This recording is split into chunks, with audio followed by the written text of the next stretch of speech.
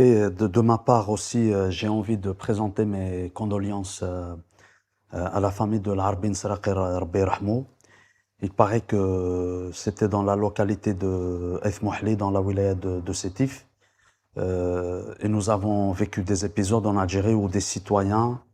viennent d'une wilaya et se déplacent dans des wilayas lointaines pour donner un coup de main. Cela ne peut m'empêcher de penser et de rappeler aussi que l'Algérien, c'est celui qui est attaché, qui exprime son attachement à sa terre, qu'elle soit dans sa localité, sa wilaya ou même une autre wilaya, combattre les flammes, combattre les feux. Ça fait partie malheureusement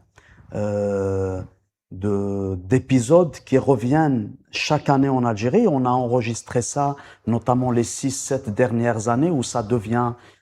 avant il y en avait, mais pas de la même ampleur qu'aujourd'hui. Et comme tu l'as rappelé dans l'introduction de cette émission, on se pose la question, on a le droit de nous poser, nous avons le droit de nous poser la question, que font les pouvoirs publics? Où elles sont les promesses de ceux qui se présentent comme les plus haut placés de l'État, le désigné d'El Mouradia? On n'est pas là pour tirer sur l'ambulance, on n'est pas là pour rappeler, pour nous appuyer, pour s'appuyer sur des tragédies afin de proférer un discours politique d'opposition. On est là seulement en tant que citoyen et dire que lorsque nous avons des promesses, lorsque vous proférez des promesses en 2021 en disant que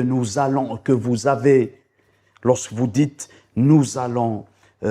équiper la protection civile d'un certain nombre de Canadair, et lorsque par la suite, quelques années plus tard, on parle de 17 ou 18 Canadair, entre guillemets, là je reprends les propos d'Abdelmajid Tebboune, qui par la suite reconnaît que pour avoir un Canadair, c'est une construction qui se fait sur des années. Ce n'est pas soit on transforme des avions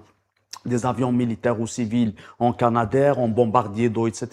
Je ne suis pas spécialiste du domaine, mais je suis un simple citoyen, au même titre que d'autres, que des millions de citoyens qui ont le droit de se poser les questions en disant aussi, et lorsque vous proférez des chiffres faramineux en disant que les stations de dessalement des eaux de la mer Méditerranée vont réussir à dessaler jusqu'à 13 millions de mètres cubes d'eau par jour aujourd'hui, en tant que l'équivalent, soit dit en passant,